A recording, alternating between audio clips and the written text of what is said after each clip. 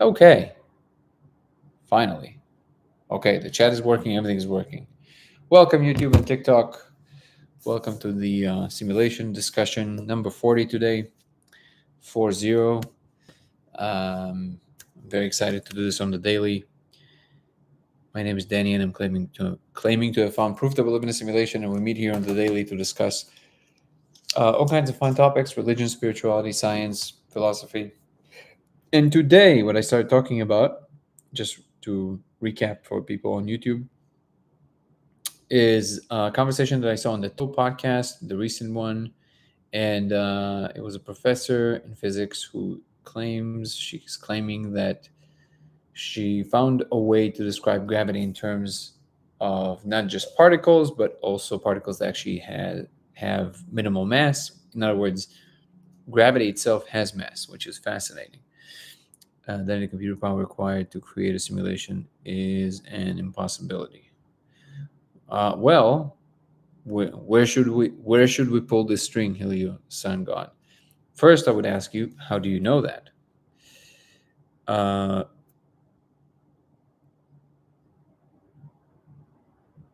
Joseph. That'll be an interesting thing to dive into.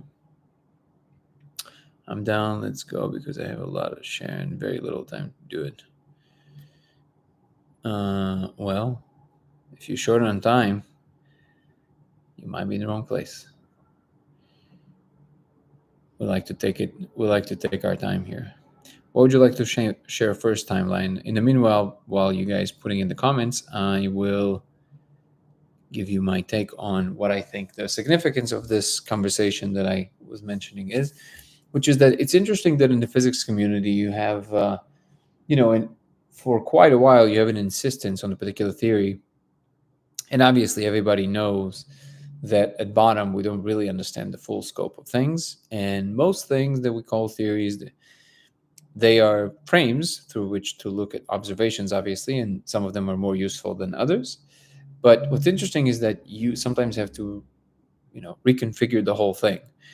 And these instances in time are fascinating to me because it means that the level of tweaking required is enormous. Oh, that's why the OBS is on, probably. That's why.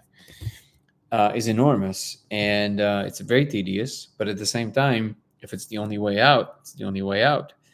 And I recommend the conversation. Immediately judged by the host. No, well, definitely not judged, but you seem to be came in hot. Let's just put it that way. Um,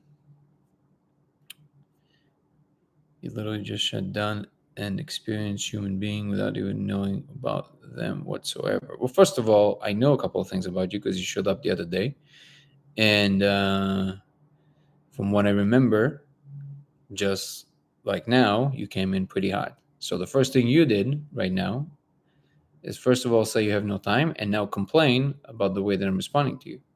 So if you want to put something forth, by all means, but it seems that there's always some kind of friction with you. So I don't know if it's a thing between you and I, but maybe we can rectify this. But it seems that the judgment is very much coming from you right now.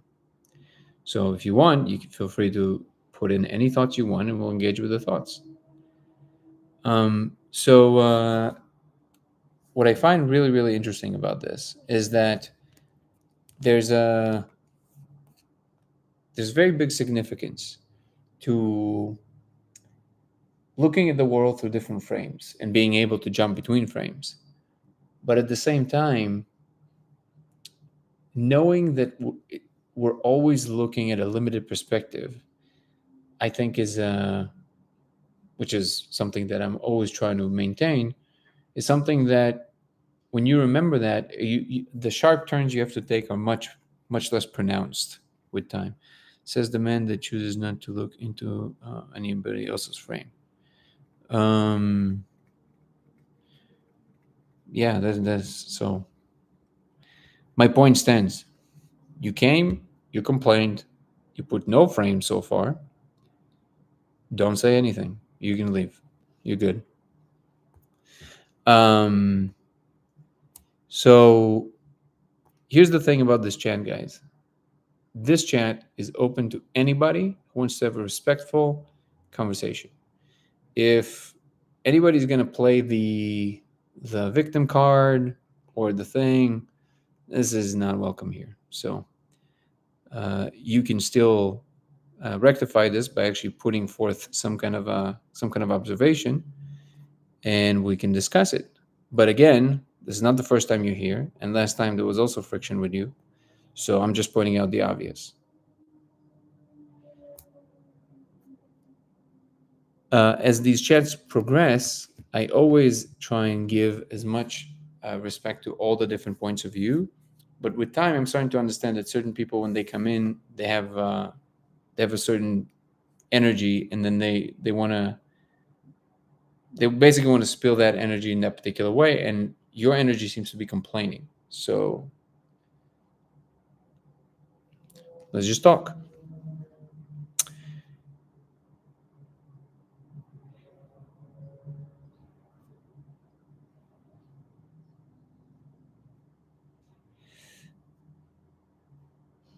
Okay.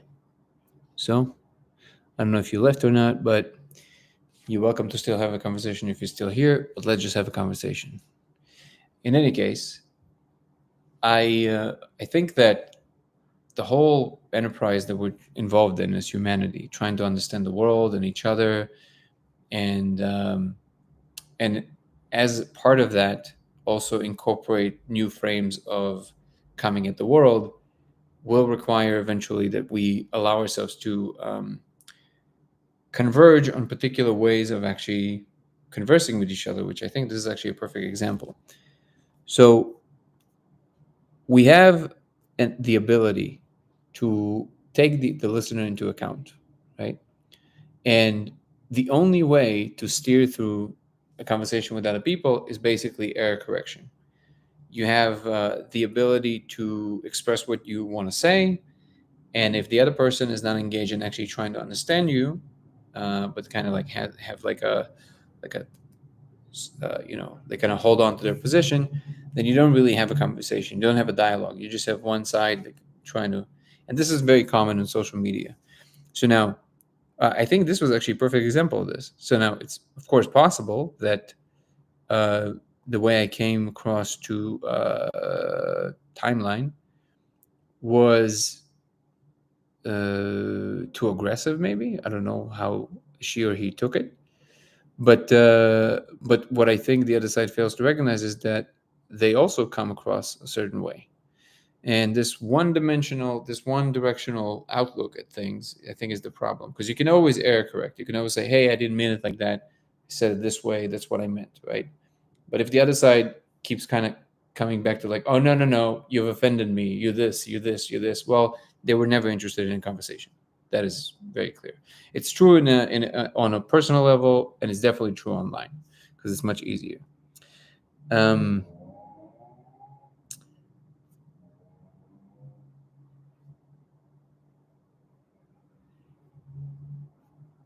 let me see if I can remember. Let me see if I can find it.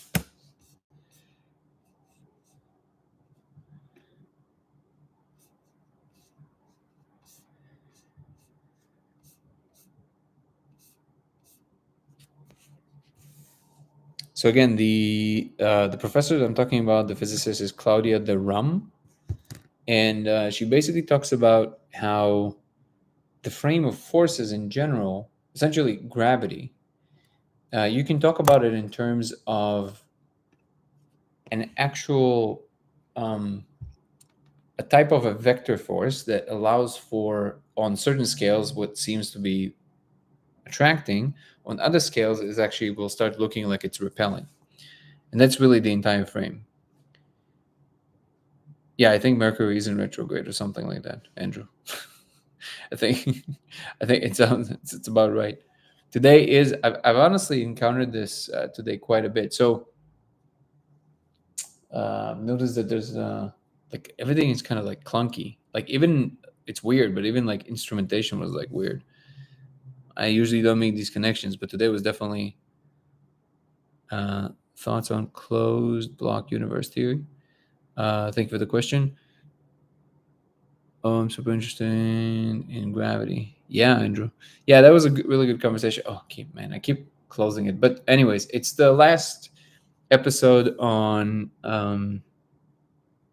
the Theories of Everything podcast, the TOE podcast. And my thoughts on Kaiser. Thank you for the question. Thoughts on closed block universe. Um, Anything in particular? To anybody who doesn't know, closed block, the block universe basically postulates that everything already exists, all times, all spaces, and it's just kind of like one block. What's interesting, I'm not really sure, is it like a fully well established? Well, I guess it is. No, there are theories in physics that kind of take the block universe as a model. I don't remember how they describe change or transition. Like, do you have to have an observer there? Thank you for the gift, Andrew. Do you have to have an observer there? I can't really recall. But yeah, if you want to ask me a particular thing about the block universe, I can comment. I think that again, the biggest challenge is to describe change in this kind of world. And Andrew, to your comment again, if you go to Theories of Everything podcast by Kurt Jaimungal, is the last conversation on the podcast. Would be closed block count for the quantum collapse postulate? You mean, would you be able to describe a wave function collapse in the block universe? Is that what you're asking?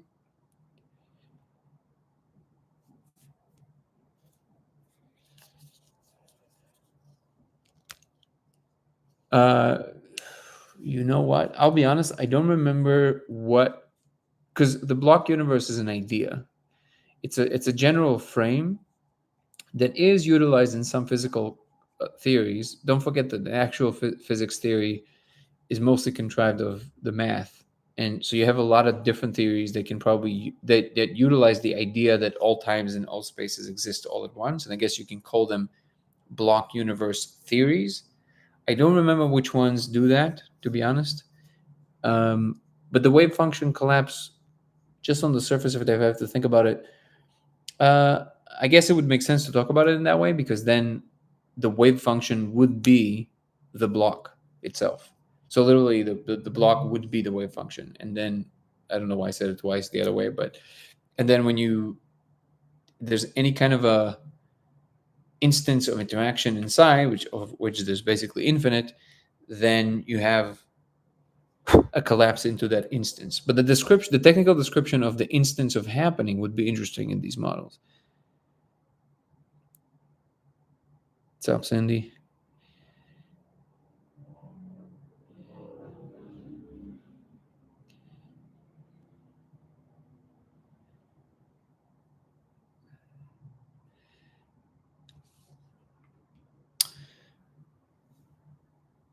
Boss man, too.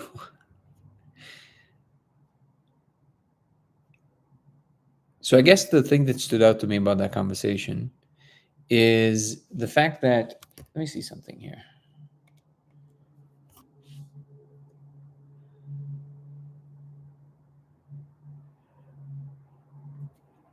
I will find out what happened there.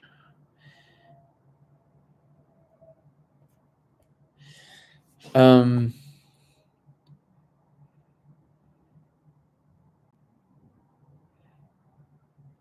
I think I'm more interested in how time free will would work within a closed block universe. Yeah, well, it essentially goes back to the same. So it essentially goes down to the same um, question, really, which is what is it that is choosing to like, what is it that is going through the experience inside the block universe, right? To say that all times exist at the same time, almost saying like it doesn't really matter, like nothing matters because it just exists in the state that it is. The best frame, I think, that gets close to making sense of it is Wolfram's new physics theory, which relies on computational graphs that describe, I guess, the rule he had in that theory would be the block universe, which is the graph that describes all the possible changes of all the possible rules that then give rise to the to the hypergraph and the causal graph that this would describe the actual world. And along this decision tree of rules and decision tree of happenings, you would have different, like you would have fractures of the observer going through all the timelines, and basically kind of like experience. You're going to have an instance of experience in each and every one of them, and then you have the full observer that is the totality. And in that sense, it would make sense to talk about it in terms of it being a computational block, that each step on the tree would actually be a computational step, which I think would make some sense of the happening inside of it, because you don't need time for that. You just need computational logical steps to happen. I think ultimately all of these theories will always suffer the same fate, which is that you still have to account for why all of that exists, right? But at least it gets you closer to the technicalities of what is it that specifically that goes through the decision tree and experiencing in each and every one of them. It would be somewhat deterministic, it seems. Wait, it would be somewhat deterministic, it seems like, right? So similar to the multiverse. Well, it would be more than that. It would not just be deterministic. Well, first of all, yes, the short answer is, but it's not even deterministic. It's just what it is. It's just like one thing. In determinism, you're still postulating a process that is happening. It's just that kind of like, balls that you can measure the trajectory of, then you know exactly when they're going to end up if you know the initial conditions, which, by the way, we now know because of chaos theory. We know that that's impossible, right? Aside from like, there's some physical theories like hidden variables that trying to postulate that there's maybe some higher function variables that are correlated with the actual functionality of all the things that we think are random, which makes sense. But then they don't really get too deep into what these hidden variables really are. They don't. I don't feel like it really deals with the substance of what it is.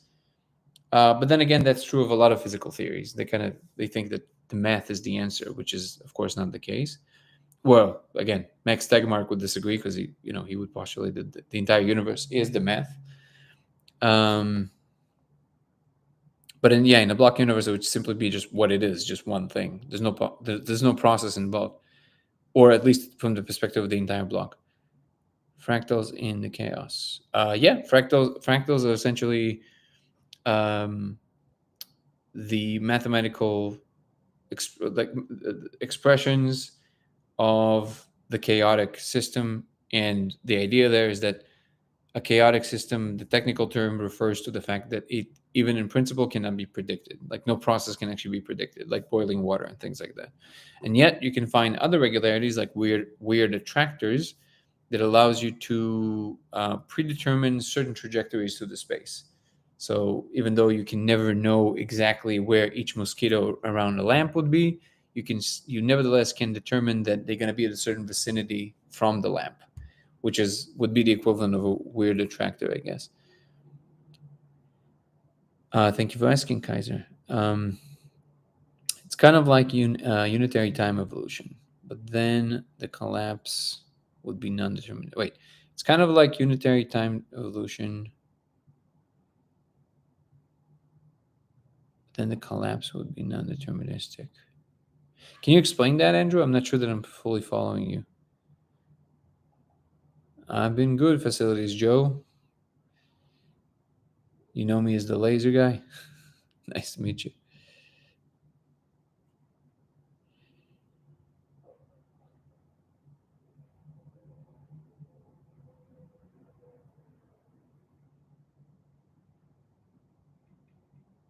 Yeah, I would like to know what you meant by that.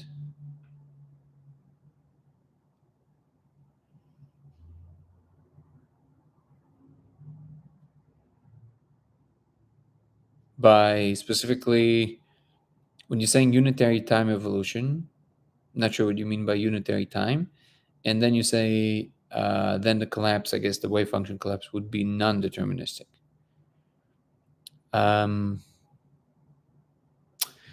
I guess non-deterministic. So again, depending on the scale you're looking at, non-deterministic means it's random even from the perspective of the all, the everything that exists. So if there's nothing in existence itself that knows what the next possible outcome is, only then it's non-deterministic. And I think it's very plausible that that's the case. It's essentially kind of like the ultimate horizon into which reality expands into. Like the actual possibilities are truly infinite, outside of the ability of even reality itself to inspect. So the quantum state evolves deterministically until a measurement is performed. Are you saying or are you asking? Because the wave, again, from the perspective, the perception is from at least quantum field theory, the wave function. Wait, is the wave function technically deterministic from the perspective of the wave function? I'm not actually sure about that. But then the block is like everything, everywhere, all at once. uh, yeah. Wait. So it's the other way around. The wave function is everywhere, everything, everywhere, all at once. And when it collapses, it becomes localized. It becomes a one thing. But according to, I guess, the many world's interpretation or ever interpretation, it's not like it becomes one thing. It becomes all the things, but there's an observer in each and every slice of all the things that is experiencing the wave function now localized. So it breaks into all these observers all at once. So it's almost like the instance of interaction creates the observer, but the observer spreads through the entirety of the wave, but it divides itself into these infinite pieces, and that's where we are. We're kind of like observing here, but there's a adjacent universe with me exactly like this, just slightly to the left, and there's one atom that is different in that universe, and then so it goes. That's according to the I guess many worlds interpretation, which I think is much more reasonable than the Copenhagen interpretation.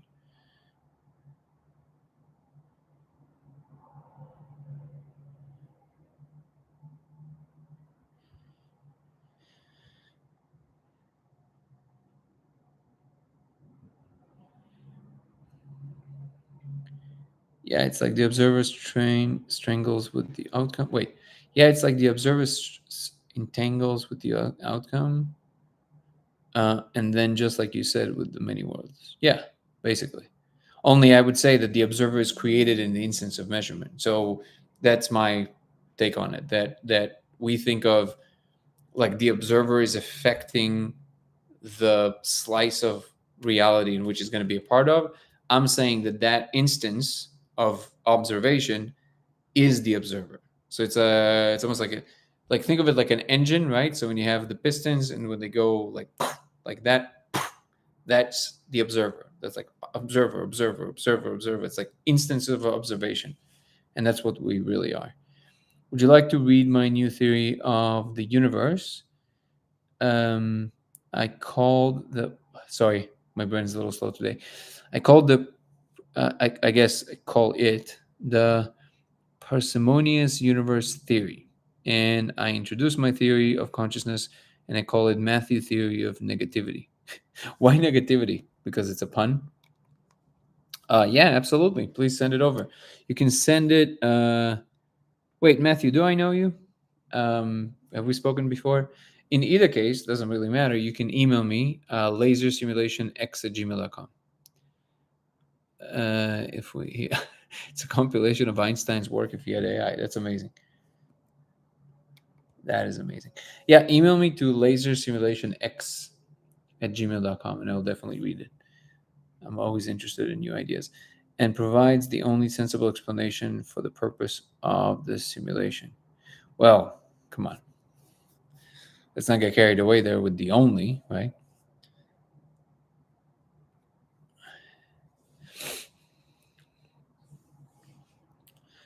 There's essentially kind of like infinite number of arbitrary explanations, including no reason. What are your thoughts on the Zeeman effect? Yeah, facilities, Joe. That's essentially what I don't know if you heard me talk about this before, but this is one of my next attempts to work with the laser, which is essentially to take a very powerful magnet and then put it around the diode and see if I can see any measurable change in the code, to see if we can actually see departure from the way that the code appears or even in the content in a way that is repeatable and measurable. And I think the Zeeman effect can help us achieve that. Maybe we'll also need to project the laser through a particular material, but I really think that's what's going to bring the next breakthrough. So what if the entire simulation was generated negative energy generating? Well, what do you mean by negative energy? What's up, Spore Muse? Good to see you. Thank you, Brendan. Joined the team. Thank you for the gift.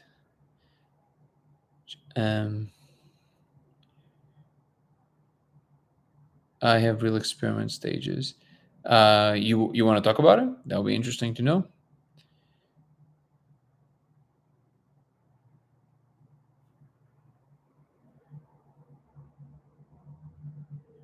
And yeah, Matthew, I would love to also know what you mean by negative energy. Hello to all the newcomers. Of course, live. Would love to hear your thoughts. Oh, let me see. I didn't see that. Apologies. There you go.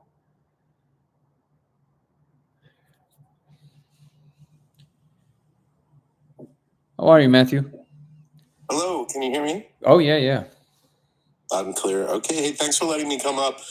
I had another scientific streamer who was reviewing my paper, and we were going back and forth, and I think he got too busy. Go ahead. But yeah, let me, so I call it the parsimonious universe theory, and I have it written up into about 16 pages with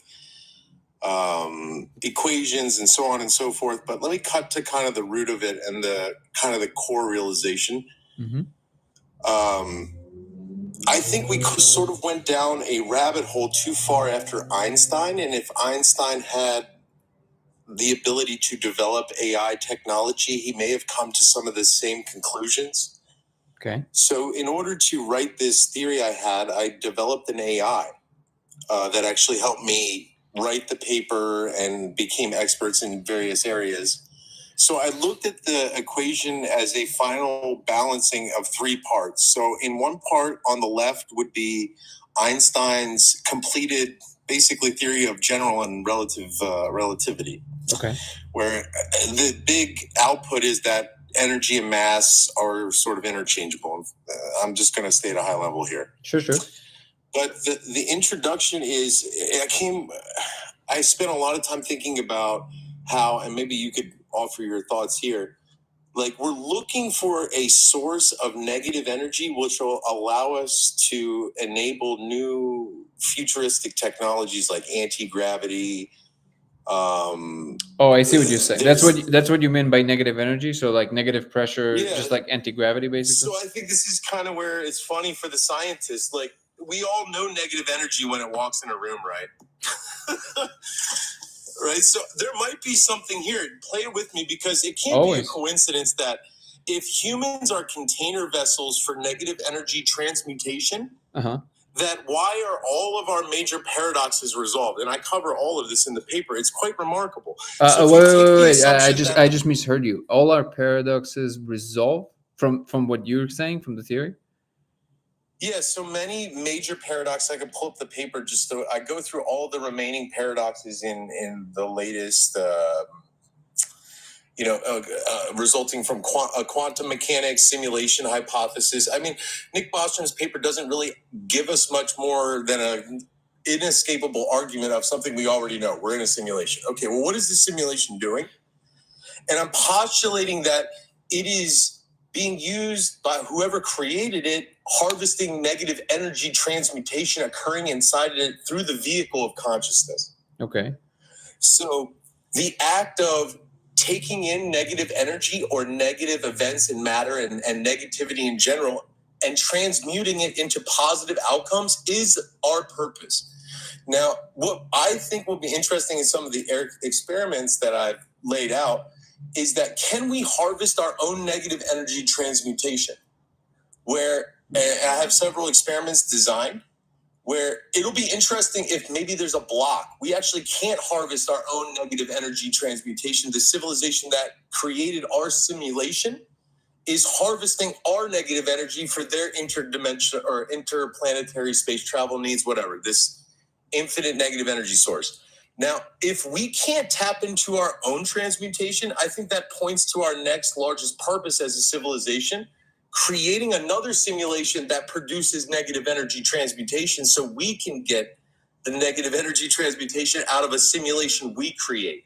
But I think once we run a few of these experiments that I have hypothesized in the paper, the creator should reveal himself.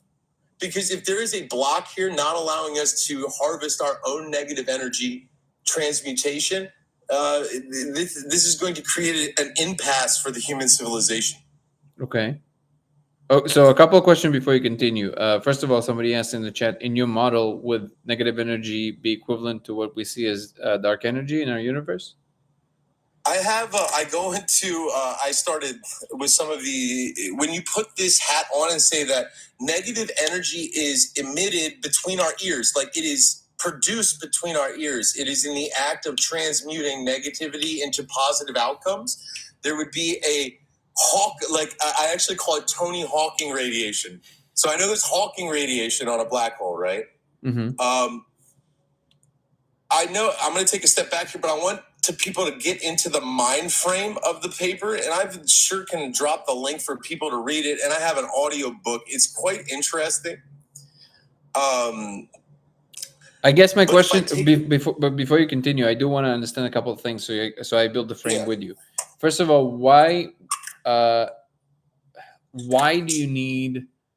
So why postulate a direction to the energy instead of postulating just a neutral energy that can lean either positive or negative depending on the state you're in? Like why postulate that negative transforms to? Yeah, because I think is like positive people want to be. I don't think you can extinguish negativity from this, let's call it dimension. Yeah, we agree. You couldn't extinguish well, what we call negativity, I would say, is just balancing whatever. It's just like negative, positive charge in existence itself. So, and one more question before you continue, and then I'll let you.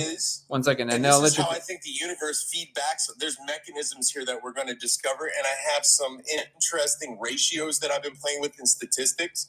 That if you, for example, avoid negativity, or attempt to do everything to avoid it. In fact, it is inescapable. This is part of your program design to take in negativity. So what I see a lot in the world, I've traveled all over the world, a lot of people are avoiding negative situations and pushing those off.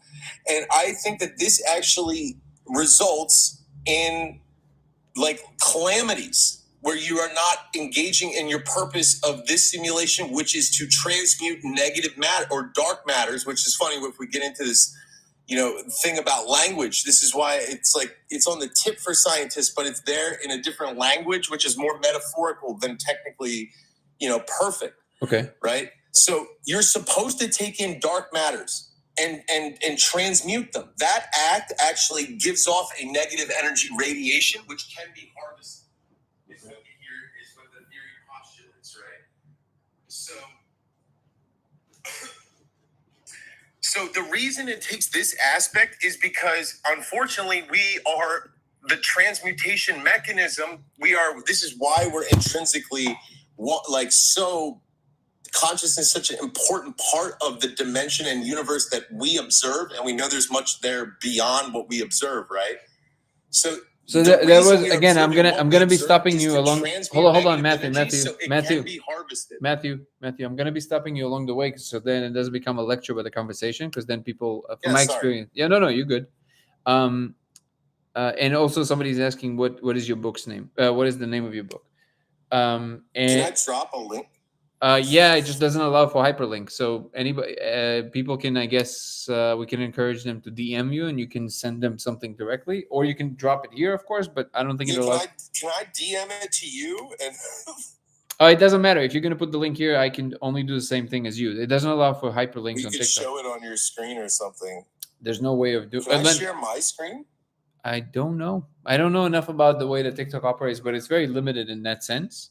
Again, you can, if this is something that goes somewhere, we can absolutely even invite everybody to some kind of a Zoom call eventually. But let's just explore the idea for a second. So one of the questions I had for you is, so I'm always very open-minded to different frames of looking at the world, but there's always some kind of a central thread that kind of binds the approach. It sounds to me, and you correct me if I'm wrong, that your modality is kind of combining what we understand about the physical world with some elements of experience, and then you basically kind of extrapolating to why would simulators would have us around, so to speak, which is, according to you, to harvest this particular kind of energy. But in that frame, why would the universe, at least our slice of the universe, look so empty if what they want is to harvest this energy? Wouldn't the universe be teeming with life that is doing the same thing so they can harvest more of it? Hello? Oh.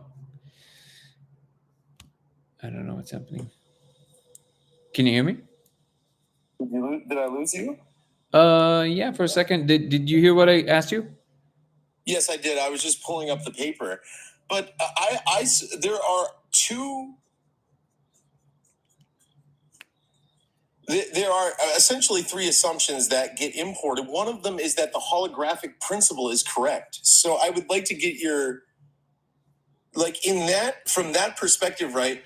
There is less an objective universe outside of what we observe, and more of a holographic universe containing all possibilities. Well, the holographic principle does not necessarily equate to all possibilities possible. It just says that you have a two-dimensional surface projected into 3D.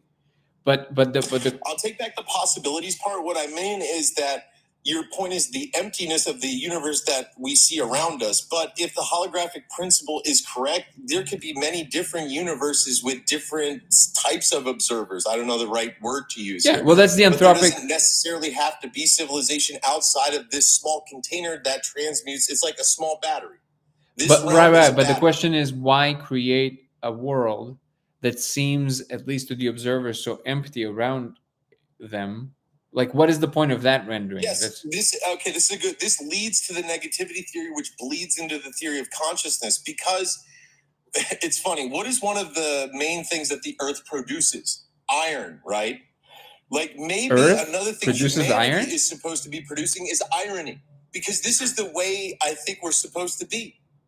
That negativity will always be there, no matter how good-willed we are, and we want to exterminate it from the Earth. It cannot be avoided. And we must transmute it or face more negative consequences. The paper calls into question all sorts of fundamental wisdoms now. Like, do two wrongs make a right? Well, not really, but it makes a higher negative energy potential if you transmute the fourth event correctly. Okay. Right. So it's. So I love the poetic element of it. Iron irony. The Earth doesn't actually. Maybe I can point it to an experiment that'll help you kind of understand. Please. Yeah, please. Let me give you a thought experiment. Sure. So a lot of science, what I've observed, is all about sort of isolating in a vacuum different parts and piecing that together. Okay, bear with my rough sort of generalization. Okay? Sure. A lot of it has to do with isolation. So my question is, where's the perfect balance test? Do we have such a test? Why would you need something perfect? I'll give you an example. Skateboarding is the perfect example of a human being able to sort of meld together all of the forces of nature into a perfect balance in, a reasonable momentum test. They're not going the speed of light, but the act of skateboarding and the human will and the risk of injury, the risk of death, there is a interesting combination of forces of nature that are all brought together in the act of skateboarding. You can hurt yourself, and what you end up having is these different personalities, but let me get into the thought experiment. Okay. Imagine you have a skate park, okay, and there's people skateboarding there. Okay. And a family walks by. Uh-huh. A person outside the skate park says, hey, family, come take a look at this. Watch this guy do this trick. And now you have a family here. watching the skate event. However, this is for the point of the experiment, part of this is staged. Someone inside the skate park basically pretends to break their leg. Okay. And now this family is traumatized. Okay. But then, and you'd have to see this in person at a skate park. There is an energy shift that occurs. And what I'm postulating in the paper is what's the Gaussing effect, where we can detect changes and fluctuations in negative energy fields between two plates. And I have the experiment all set up. I'm hypothesizing is that if we put a negative energy field fluctuation detector at a place like a skate park where all of the forces of nature are combined and negative energy is being invoked out of nowhere, transmuted on purpose with intention, I think that we will detect negative energy field fluctuations. That's what the paper points to. What is the device that is measuring? It is let me look. Maybe he means Casimir. Yeah, I also thought about the Casimir effect. Great thought, Andrew. That's what it is, the Casimir effect, right? Yeah. So I've been Yeah, trying to get this set up but the Casimir effect does not actually. So energy is actually very difficult to define. So like in physics, you have just like matter is hard to define. So you can say it's the collection of all the instances of the quantum states of a particular region of space, and when it has some kind of interaction with bosonic with the Higgs field, then you can call it matter, right? This patch of space behaving this way, you can call it matter. If you release this potential that can do many things, including produce heat, do work, all that stuff, that we call it energy. But if you ask like a physicist to define energy, the definition of energy itself is very difficult. What all devices measure is types of transfers of energy, not the energy directly. So like whatever way the energy comes, if it's through electrons, then you would have something that is sensitive to electricity. If it's through heat, you would have some kind of device sensitive to temperature, and so on and so forth. But that's my question. What is in the Casimir effect, what you're measuring, what you're proving is that there is basically this you have a force that the second you have a small enough distance between the plates, then there's more pressure from the outside. So you're actually proving that, what are they called? What are they called? Wow, why am I spacing on that? Somebody help me out. The virtual particles. So it proves that you have virtual particles that are actually pushing from the outside. So now the question to you is that I understand what you're describing to me, and you're essentially equating like the way that people feel with an actual thing that exists objectively, like a negative thing. And if we can set up an experiment that shows some kind of interaction between people that we know produces what we would call negative energy, and we have this particular device that measures an uptake in, there you go, an uptake in the negative energy, we can show that, hey, here's a human condition that influences some kind of an objective element of what we would call reality. So again, the question is, what is this thing that is being measured specifically? What is the device measuring? What is it sensitive to? It is the Casimir effect, and what I understand from the experiment when you set it up, it can only detect that there is a meaningful or sizable fluctuation in the negative energy field. It means that negative energy levels are rising in between the two detection plates. Hold on, let me check. For 1 second though, picture a gyroscope. You ever see these things that people get in, like these giant gyroscopes, right? Right. Did you ever see something like that? Yeah. So again, back to this one question, like, where is the perfect balance test? Like, if I look at Schrodinger's box, if we put the perfect combination of all the forces of nature that we know into a Schrodinger box, what happens? And my proposal to do that efficiently in a small space, it's the act of skateboarding. And you have to analyze all the aspects involved in that act of motion. I believe it's the best interaction point for the human being, and this type of experiment that is monitoring momentum, velocity, balance. It has risk of danger and loss of life. You can combine all of our known forces into this one act. And what happens when you put that in a Schrodinger box? Like, is it more like not Schrodinger's cat? It's more like Schrodinger's chameleon in a box. And by the way, which box is Schrodinger in? Schrodinger, actually, I have him in the box. So this whole idea about containers is obviously very important to like the construct of way this simulation works. Okay. Containers exist at all different levels. I mean, I'm an information scientist at heart. I'm like a computer scientist. So I'm a computer programmer. Okay. So I understand the concept of class objects and basically containers very well. And when I went down the rabbit hole on quantum physics, and I had some personal life experiences that led me to this realization, it's like, well, is Schrodinger's cat in a box like an elementary example? Right? Do you want to respond to that, or? Yeah. I'm just trying to set up the thought space that came to the realization. By the way, I dropped the link to the paper in the chat. Yeah, saw it. Okay, I'm just trying to create the thought because I'm not a scientist. I'm not a theoretical physicist. I've studied it. Like I told you, I'm an information scientist. Sure. No, I appreciate you sharing it. I guess I'm just there's two couple of things here that seem to me we have to overcome before you proceed, because to me they seem to be a flawed assumption. So the first one is that yes, this is perfect. Tell me. So the Casimir effect is not measuring negative energy. What you mean to say is negative pressure, but it's not negative energy. But what it proves is that what it was designed to prove is that there's something called virtual particles, and they're essentially a postulated particle that pops in and out of existence so fast that it's smaller than the Planck time scale. So we can't really, even in principle, ever measure them.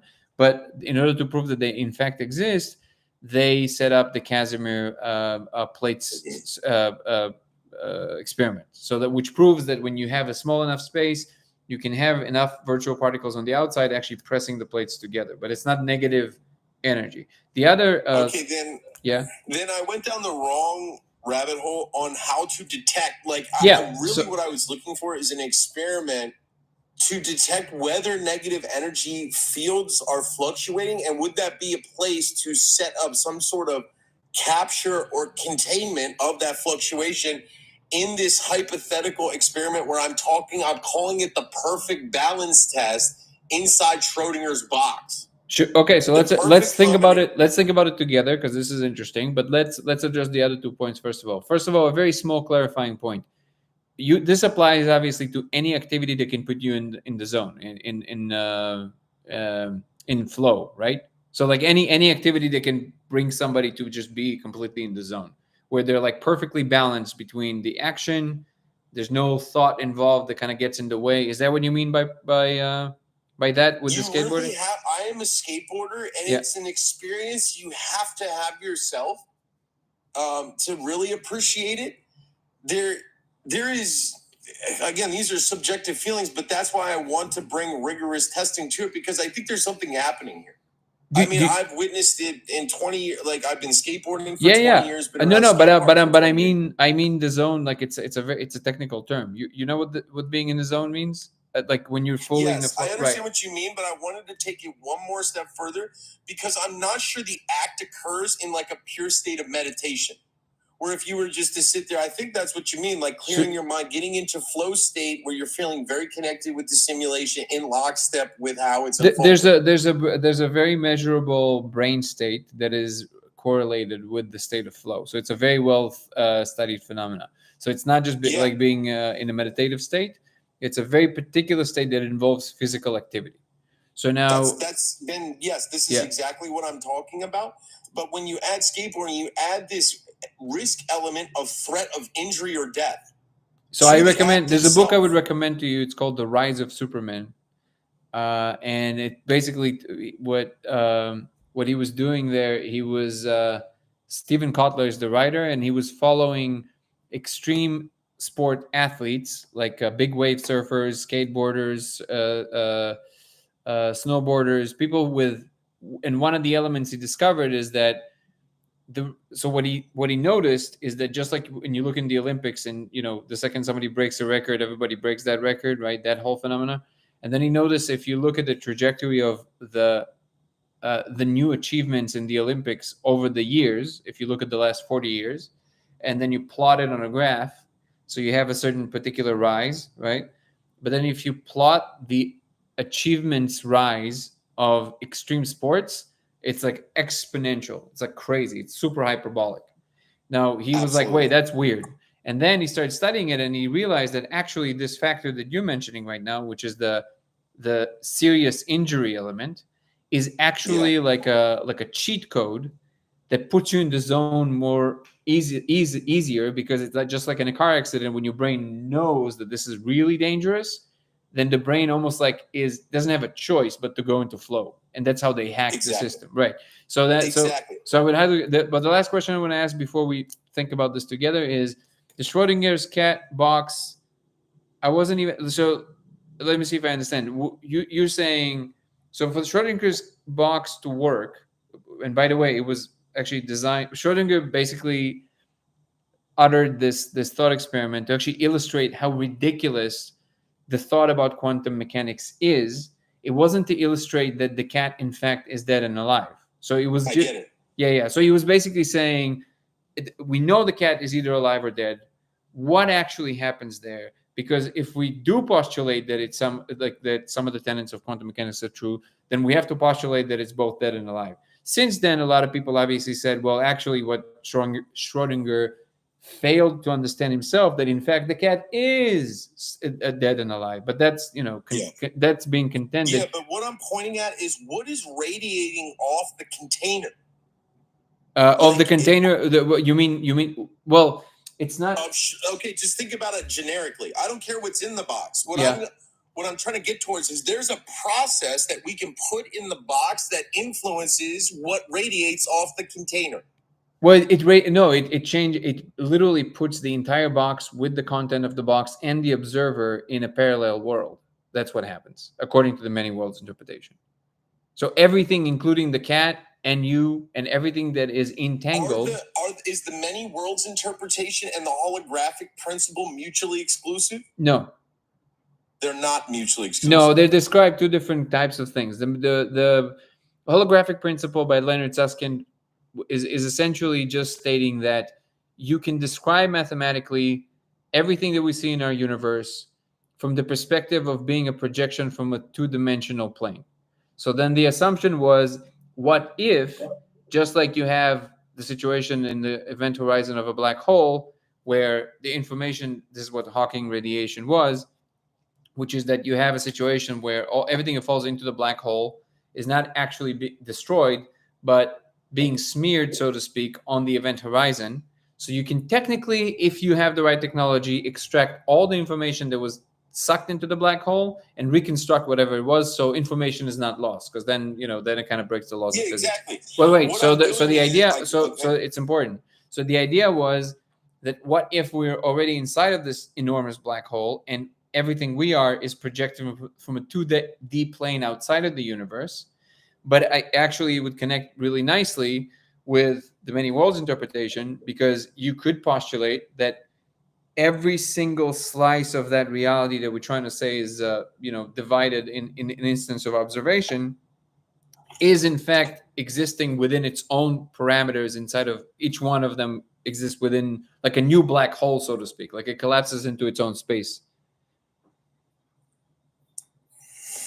Yeah, I guess the metaphor I'm looking for is if you let's see the way that you describe Schrodinger's box there, where you say the box, the observer inside the box, all of that is wrapped, right?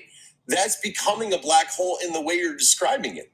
According to quantum physics, it would be it means it's entangled. So like the decoherence means that it just becomes part of, it decoheres from the rest of the wave function and becomes its own slice that is entangled with the rest of whatever interacted with it. So think of it like in terms of, You know, King Midas, right?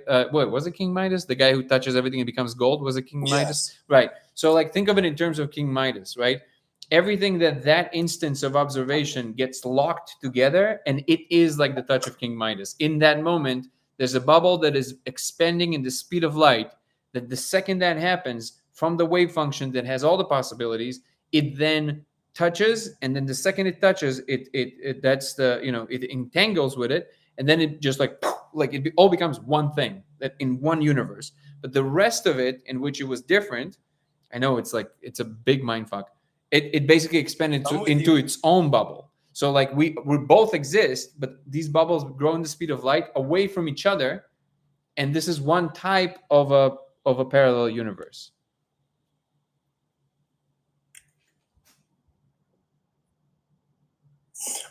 I guess the question I have for you is,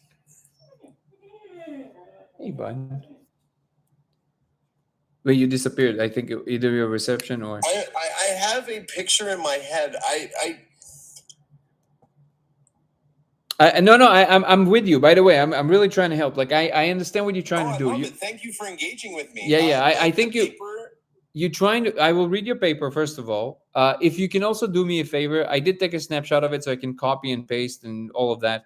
But if you don't mind, also please, actually, if you can do it now, maybe I can even look at it in real time.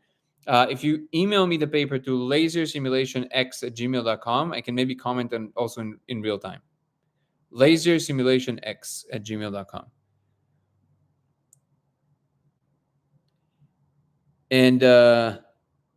And I understand, I don't know if you can hear me right now, but I understand what you're trying to do. You essentially, hold on 1 second.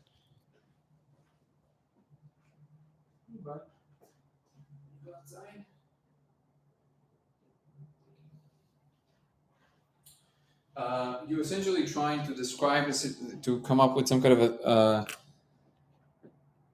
an experiment that will show that the second that you have some kind of a flavored interaction that we all know is like a negative thing, can we actually show it in an external device that tells us what pocket of reality we're landing on, so to speak. White hole data flowing into black hole until it reaches critical mass, all data creating a new. Yeah, well, you should look into some information theory, but it gets confusing when you start using quantum. Me? Yeah, I can hear you now. Okay, can you say the email address again? lasersimulationx@gmail.com. All one word.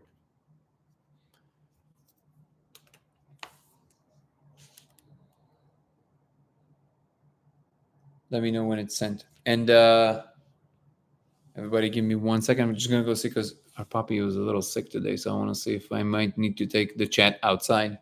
Okay. With us. Go ahead. Yeah, let me know when. I'm going to take a step back. And now that you have the paper and can kind of jump to a different part.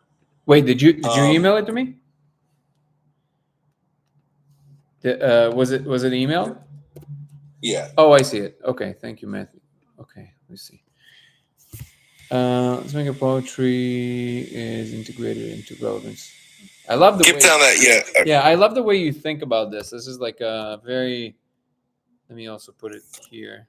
So, let me see if I can jump to. I've got. The theory of negativity is extremely interesting. So keep going. I'm actually gonna. So. Okay. Let me try. I don't know if it's useful to. Let me find the most interesting. YouTube, you're gonna have to wait for a few minutes. I'll be back. Apologies. Okay. Go ahead. No, you go ahead. Hang on a second.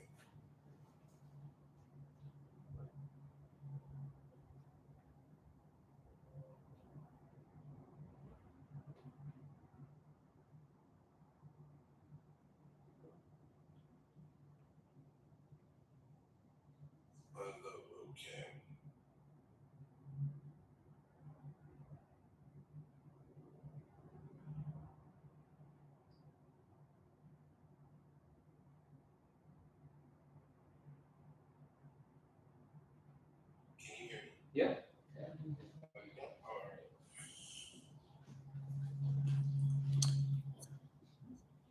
me see real quick. So let's make sure the poetry is integrated into relevant sections of enhanced thematic narrative. You just browse through it. Universe. This is going like I don't think.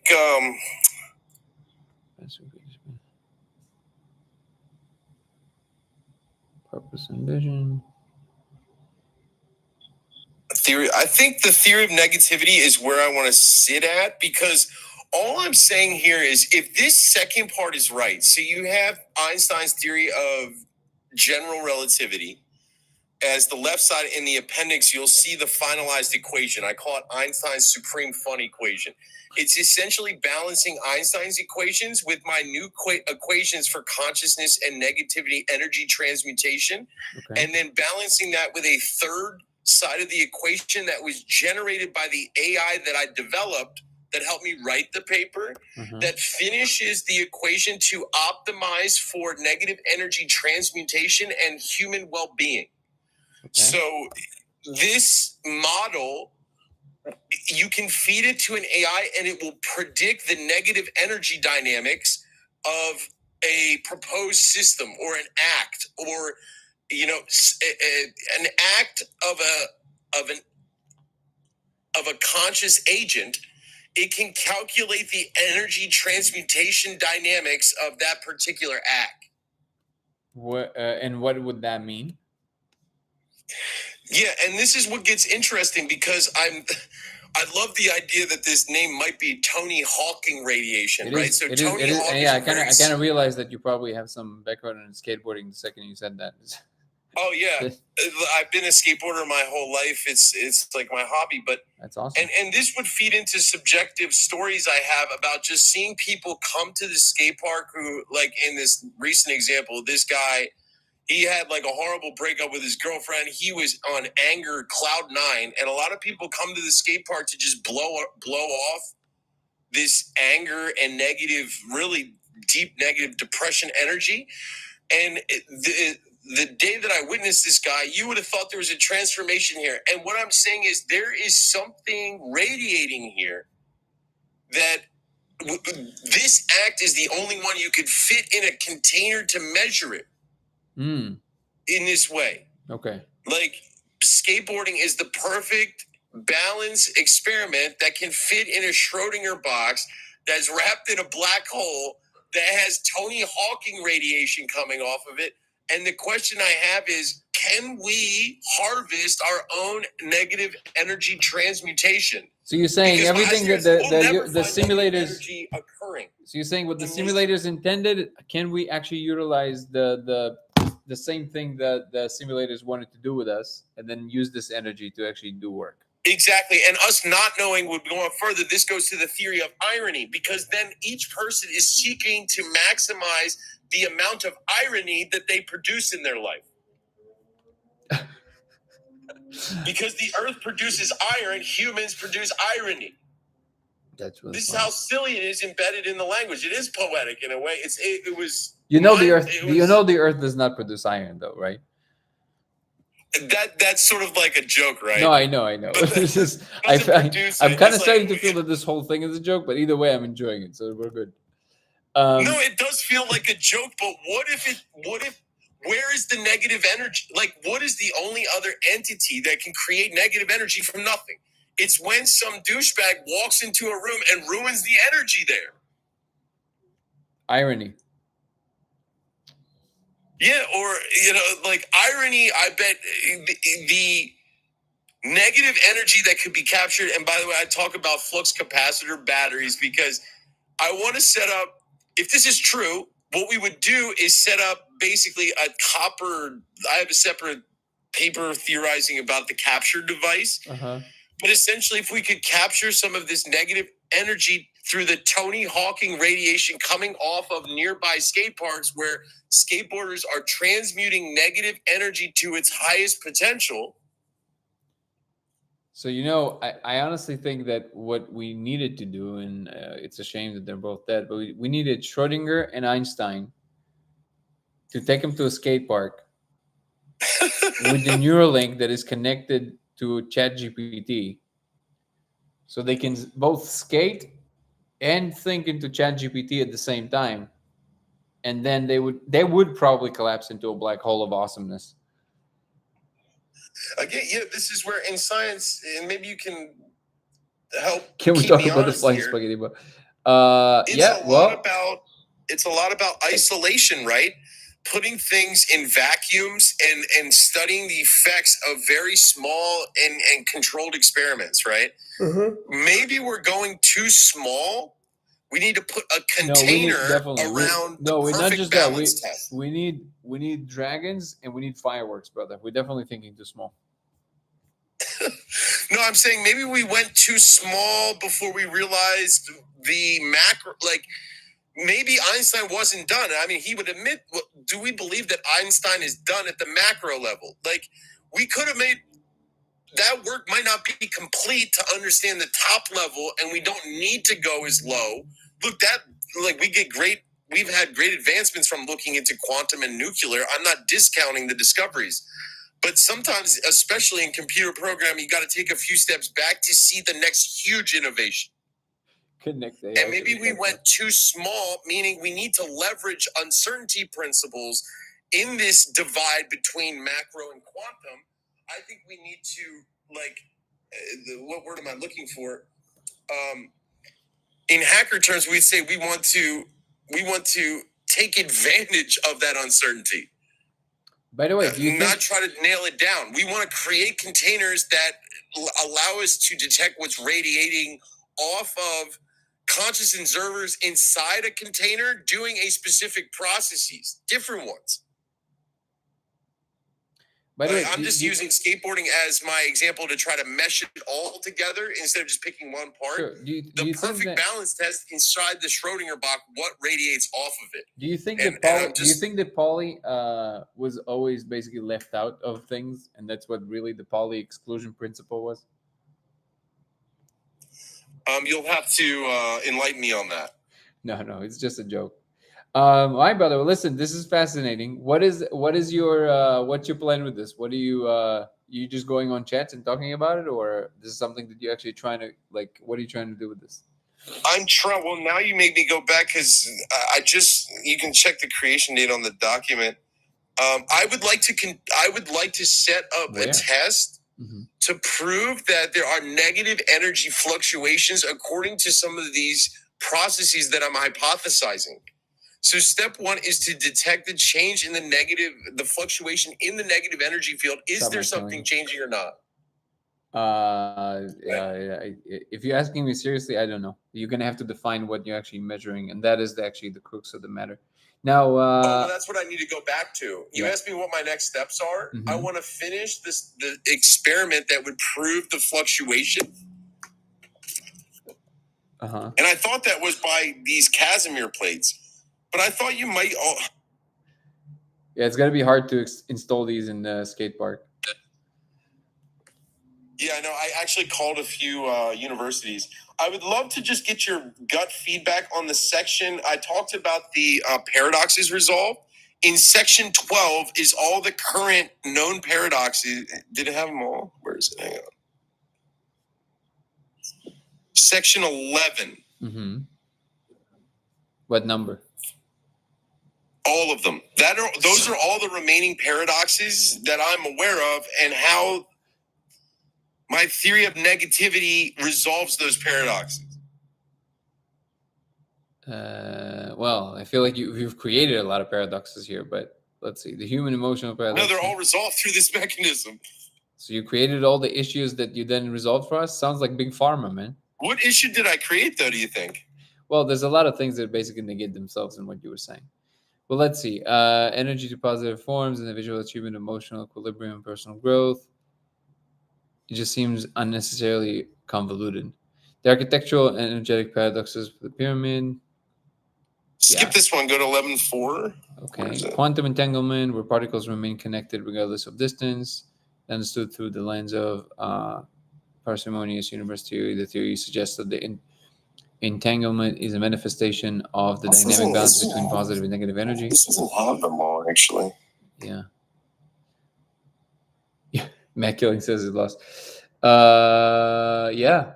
All right. Well, listen, man. I'm again. Thank you so much for sharing. But like, I think that this is something that we're not going to be able to resolve in this chat. That's for sure. But if you want, I can actually probably use ChatGPT to kind of break down the some of the logics that you used, and then if you want to come back on tomorrow, we can talk about it. How's that sound? Okay, I'd say thanks, man. Have a good one. You got it, brother. Thank you. All right. Well, Schrodinger and Einstein in the skate park, inside of a Schrodinger's box, with Polly being excluded from the process. Thank you for that. Something tells me that this whole thing was basically trolling, but hey, it was the fact that you took the time, man. That's awesome.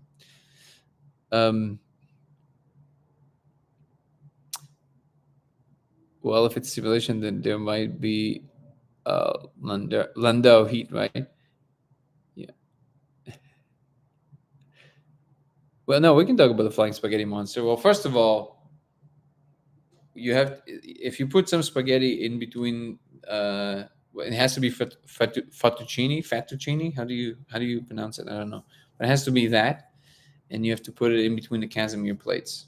And what happens when it actually squeezes the spaghetti, you have, like when you squeeze spaghetti, there's like a little bit of this kind of like what spaghetti is made out of. So you see the starch, but you also see the actual material.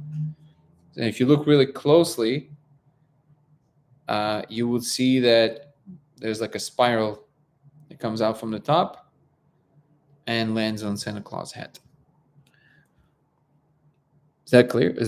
Or is that confusing? In seriousness, why do you think humans can carry a palpable, unseen energy into a room with them? So if you're really asking me, I think actually that depending on what level you want to describe it, I think actually there's not a big mystery there, even in terms of no spirituality whatsoever. If there's something that humans specialize in, it's in reading micro expressions on the face. It's a defense mechanism because we're a social creature. So being an expert in reading somebody's intentions through their face is something that our brains are really good at.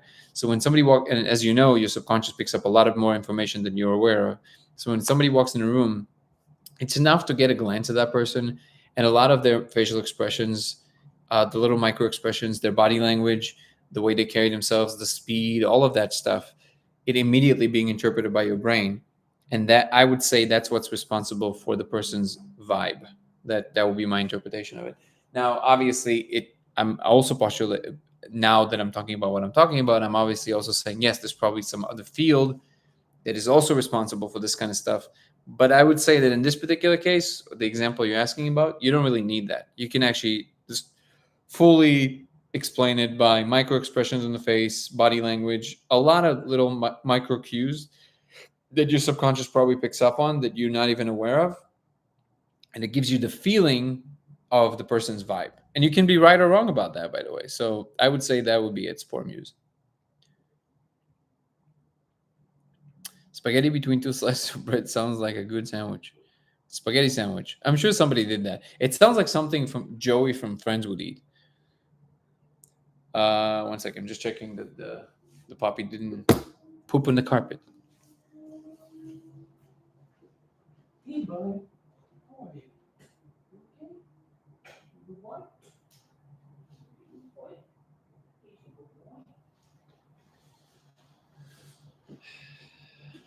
Poor guy has a belly ache today.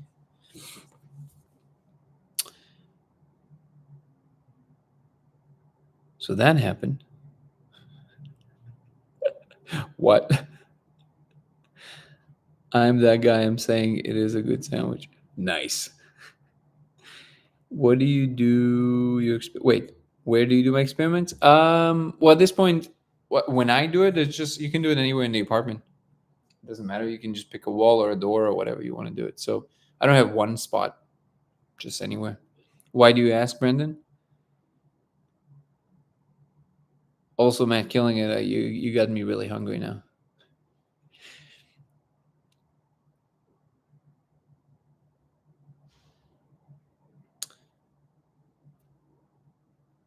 Oh well. Yeah, anywhere in the apartment. You can do it anywhere. Did you run the experiment, Brendan? Spormuse is saying, what about the vibe of a room itself or a house? Maybe matter itself is. Yeah, that's what I'm saying. So I'm also absolutely of the opinion at this point, which I wasn't before that I discovered what I discovered, that there's also a more generalized field, but at least now we have some medium to explain these phenomena. So like it would actually explain a lot of the paranormal activities because you now have an actual medium to postulate where the information is being transferred through.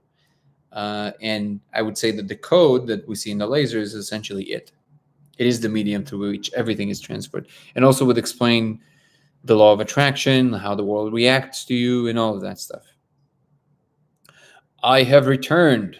That's how it has to be said. How are you, Laszlo Codes? Anya?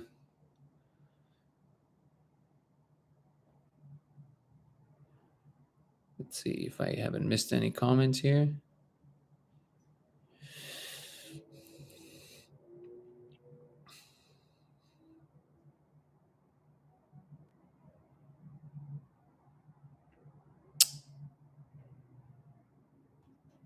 You know, funny enough, either this was trolling or not, that call.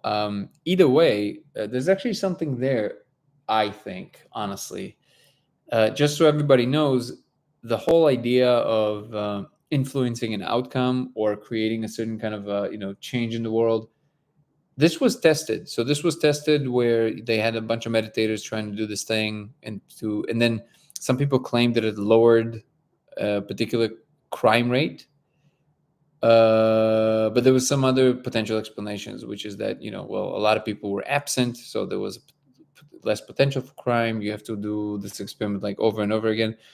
But as far as I know, the data there is like super, super flimsy. Like there's not real data there. However, I do think that there are ways to test for this. And maybe one of them would actually be to create not a positive attempt at an effect, but an actual emotional imprint of the people, which is why everything, forget his name, was just on the chat. Wait, what was his name? Let me see. His name is. Oh, he disappeared. All right. Well, that makes sense. But basically, if you induce some kind of a feeling in a lot of people, that might actually be a better way to go. Maybe we can actually show that something changes in the room or in the environment.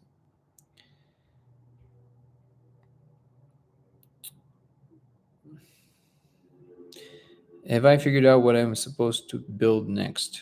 Thank you, Laszlo Codes. I don't know if you heard me talk about it, but only in the sense that the magnet experiment is the next big thing.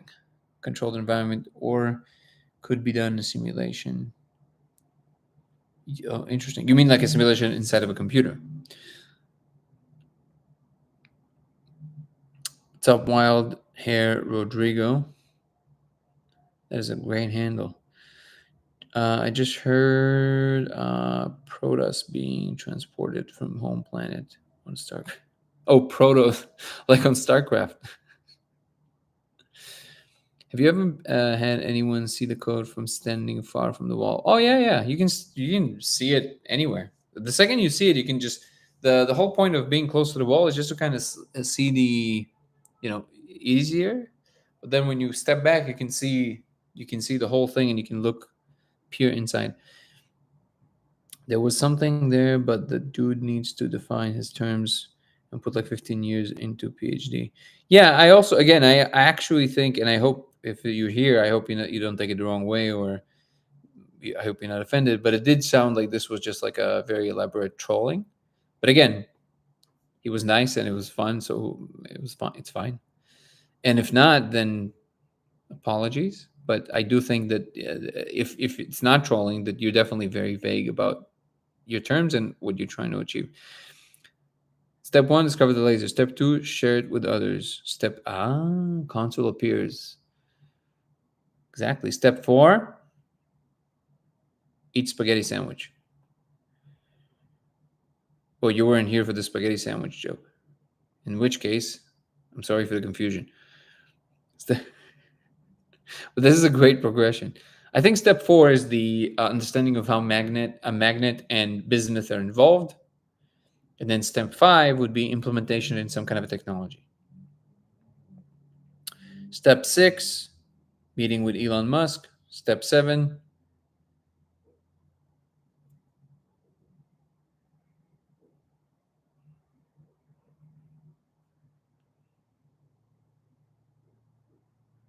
get on a rocket ship with Schrodinger's cat. So the reason that it was kind of hard for me to discern if this was trolling or not is because there are a lot of people, and one of them was here yesterday to Mars. Exactly. That do have this, like, again, like Terrence Howard, right? It's just like they just say the thing with complete conviction. There's like a style of conversation and reasoning that basically assumes that whatever they think is the case, and there's just kind of like an authoritative kind of speak, which is like, I'm telling you how it is. So like anything that I would tell you with any amount of certainty is things that I to some degree understand from physics.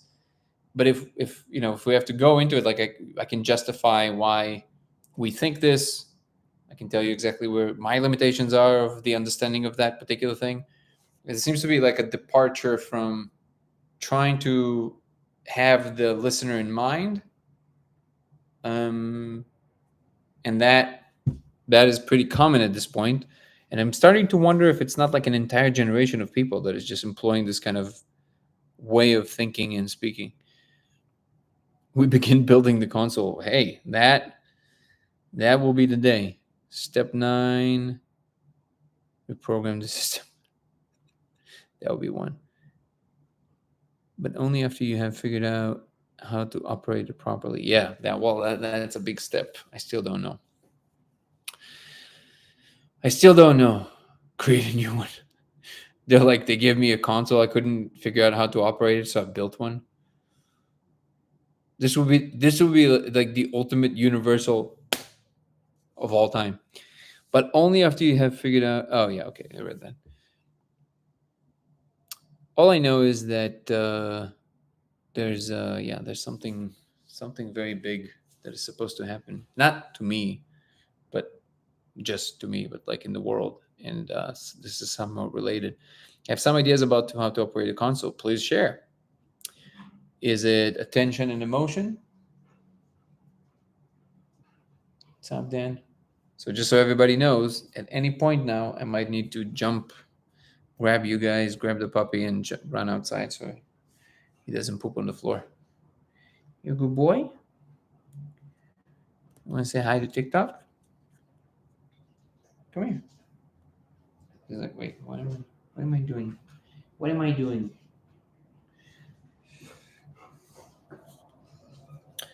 Step 42, talk to people on TikTok. Sorry, I went too far.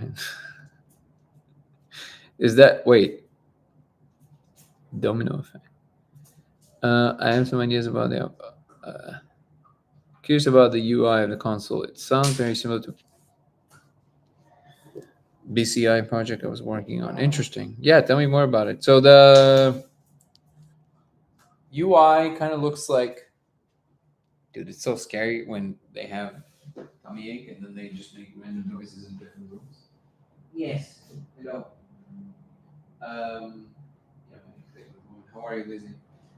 So basically, one of the menus that's very interesting. One of the menus is like, imagine if somebody's holding a bouquet of flowers to you, so like facing you this way. So the flowers are going your way.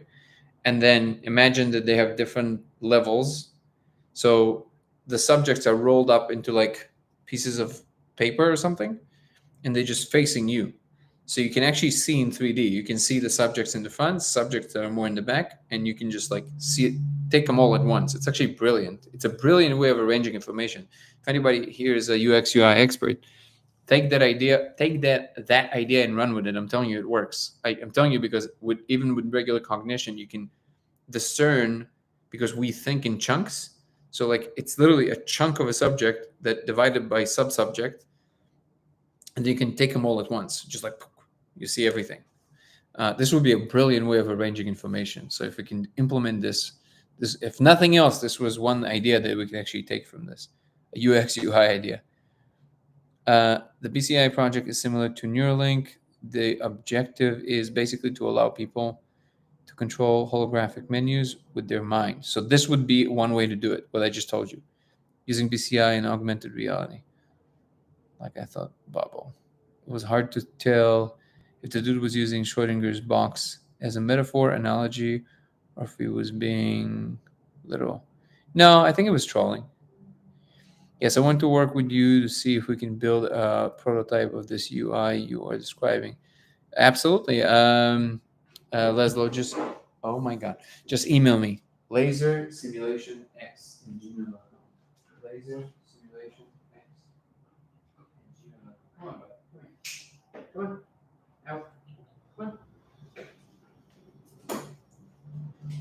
Have you attempted to recreate it at all? Only what I showed in the video. You saw the console video, right? So I worked with the 3D artist to produce whatever is on the floor, but not well. So I'm working on the video talking about the menus and stuff, and this is something that somebody asked me the other day. Maybe it was you, but I have not worked on the 3D modeling of the menus yet. But we can do it. I don't know. Are you any good with like Maya or Unreal or any of that stuff? Oh, Blender. Again, please email me lasersimulationx@gmail.com and we can work on that. Okay, I think he wants to go, so we might have to go together. Give me 1 second. This is the second time in the chat that we're taking the puppy out. Yeah, so, oh, amazing. Okay, so we can definitely do it together. Give me 1 second. I'm going to go make sure he didn't. Hold on, guys. Hold on.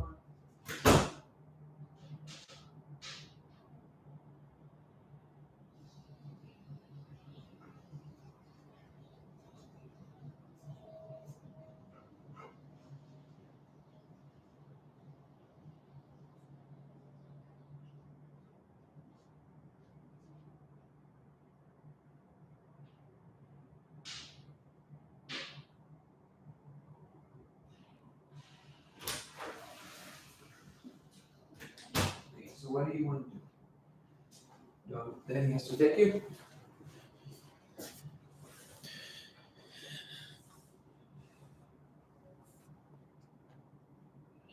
An AR, VR, and BCI engineer. Oh, that's amazing, man. You need people friendly. You need the people for. Oh yeah, Lizzie, are you one? Again, anybody who wants to potentially collaborate on a thing, or even to think how we can, do something with it.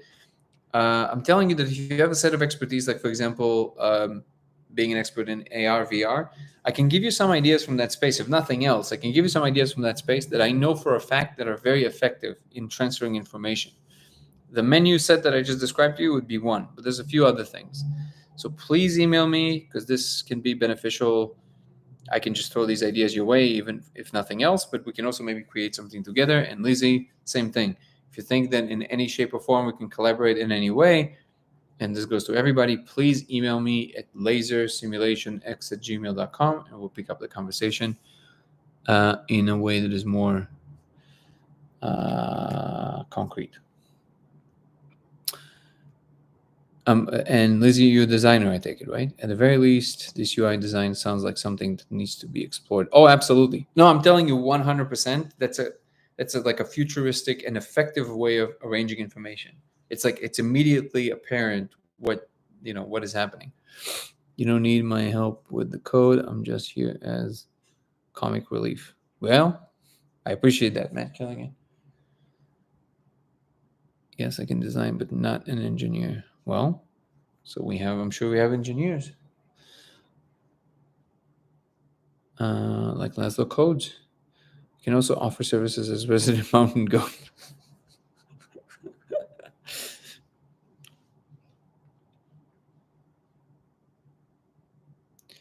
As for operating the console, you mentioned that you think it's training your attention. Yeah, facets of my attention that I was not aware. I should start exploring it more. The issue is that I'm having is that a lot of the times, depending on my exact brain chemistry in that moment, you know that in the carts you have to in order for it to be a particular consistency, you have to combine it with what is it called, something glycol. Well, anyways, there's always a little bit of alcohol in it, right? The thing is that I discovered that I'm super sensitive to alcohol. So if I smoke just a little bit too much, I literally get a hangover, and it's not from the molecule; it's from the alcohol and the glycol. So the only other way is to smoke like pure molecule, which I also can do, but it's much more convoluted, and also it's just like a lot more work.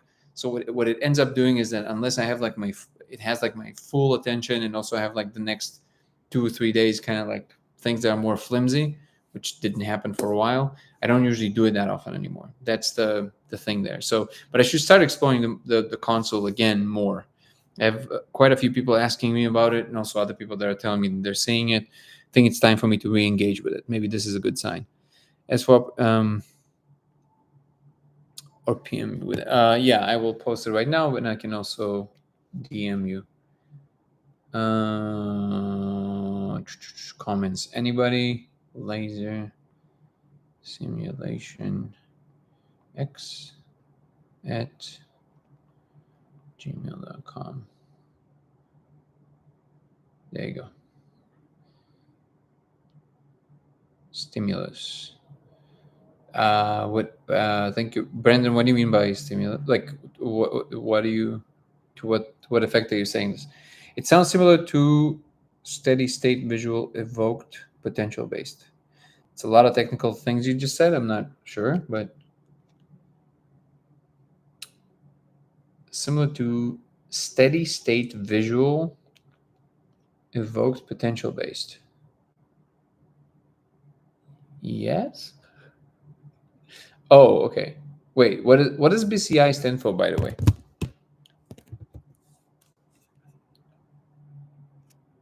Is it Bucolic Cats International? Um,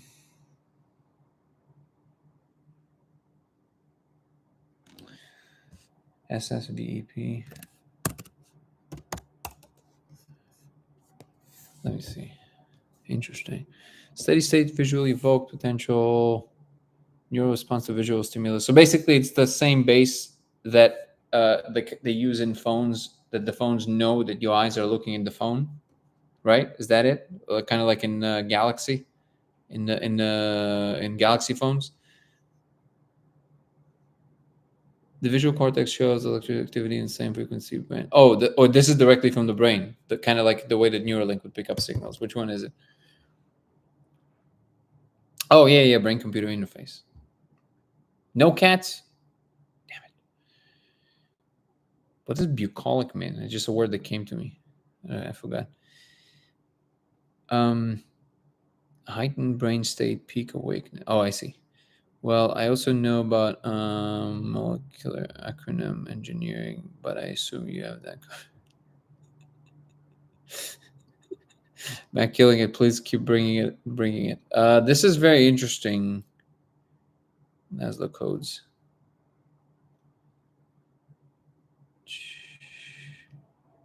Yeah, please email me with this. I want to know more, because it's probably, there's probably some universally better ways to do this, and this is definitely a good direction of exploration of how exactly it works. But also, I think the functionality of it is more important to them, at least, than me figuring out how the console works, because I think ultimately, however it is that it is projected into my space can be informative. But I think for them, what matters is that I understand that there are certain facets of my attention that needs to be trained, versus me reverse engineering the console. SSVP, maybe the training of attention mechanism that you are describing. Yeah, it sounds like it is. It's kind of like how you slowly learn how to operate a new thing inside of Neuralink, right? You can basically rewire your brain just by letting it experiment with different things. Just like that guy that had like a different kind of sense installed. Okay.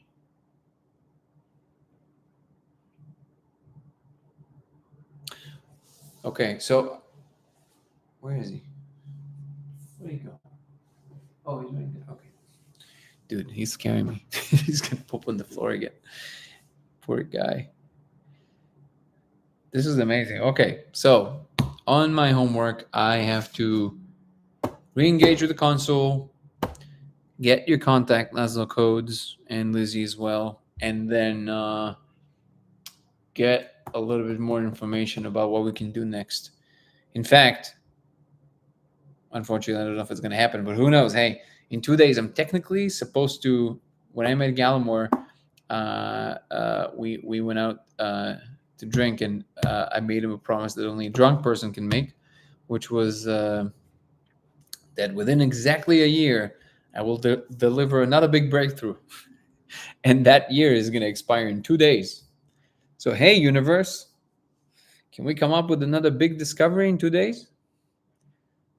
Also, dude, in 2 days, it's going to be stream number 42. I mean, come on. This is crazy. Exactly. It's like synchronizing your brain to particular frequencies, which could possibly let you control the UI. Interesting. Let's make it happen. Okay. You need to know you can. It's the only way. Wait, how do you go like this? I know I can. This hair knows I can.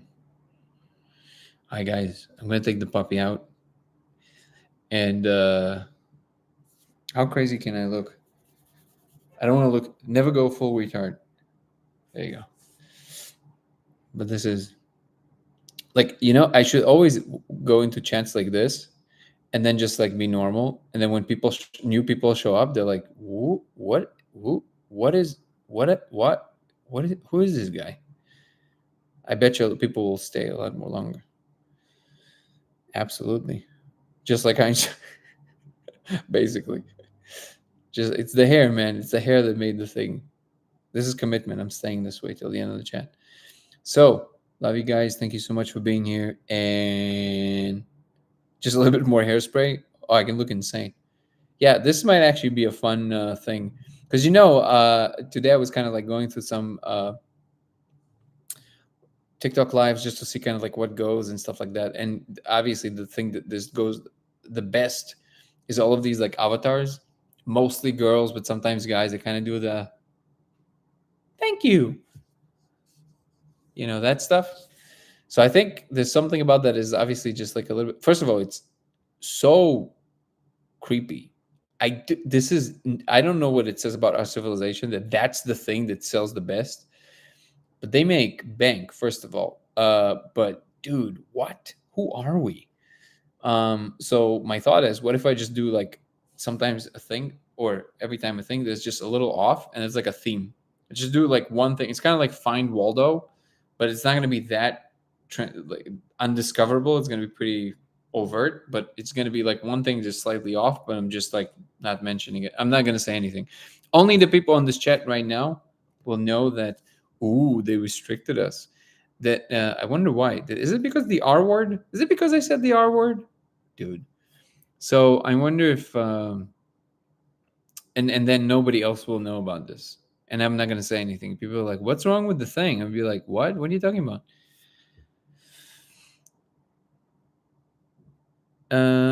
I saw a guy with hundreds of people giving him gifts, tell people to leave his that is it. Yeah, it's crazy. Laser in the camera. It just like, oh no, it's gonna be some, just make myself look ridiculous and more ridiculous. It's just kind of like crab that's being cooked in warm water and they don't realize and then it becomes hotter and hotter. I look slightly more insane every chat. That eventually I just look deranged, and the people who are regulars, they're just like it's normal. And new people that show up, they're like, what the fuck is going on? All right, everybody. He just tells people to leave. That's all he does. Wow. He just tells them to leave. That is so... No, not not deranged in that way. That's not fun.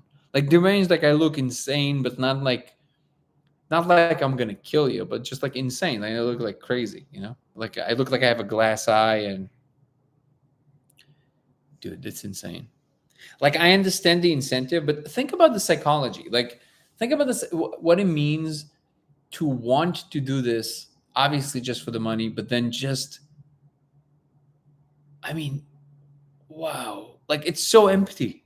It's so empty. Like I know it sounds pretentious what I'm saying right now, but dude, it's so nothing.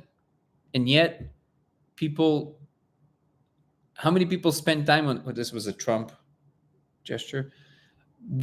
What, like now they're gonna ban me just because I said that word. What, like seriously, this is insane. Okay. Well, I'm gonna take the little guy. I think he needs to go. Putting value in nothing leads to nothing. Yeah, well, they get paid, but I don't sound great. It's a reflection of the strange state of the world. Yeah, yeah, it really is. It really is. It's so crazy. But it's still a minority. I still maintain that most of the world, including in America, are just normal people who go to work. You just don't hear about them because they just go to work. They just live their life. They raise their kids. They go to the mechanic. They go to a restaurant. They don't care. All of this is just like a tiny sliver of noise that a lot of people are making. I think we're living in an incredible world. No, I do. And thank you so much, Matt Killing It. Thank you, everybody. Peace and love. I'll see you tomorrow. All the right people, please email me. Let's make the console happen. Love you. Good night. Have a good night, YouTube.